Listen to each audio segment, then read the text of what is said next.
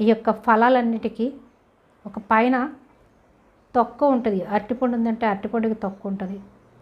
ఆ తొక్కను తీసి మనం అరటిపండు తింటాం. ఆ తొక్క లేకపోతే దానికి కాపుదల ఉండదు.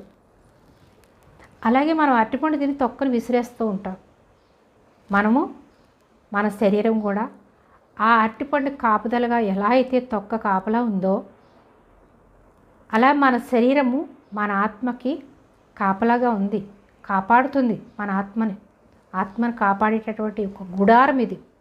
మనం నివసించడానికి మన ఇల్లు ఎలా అవసరమో మన ఆత్మ నివసించడానికి మన శరీరము అనేటటువంటి ఈ గుడారము అంత అవసరం.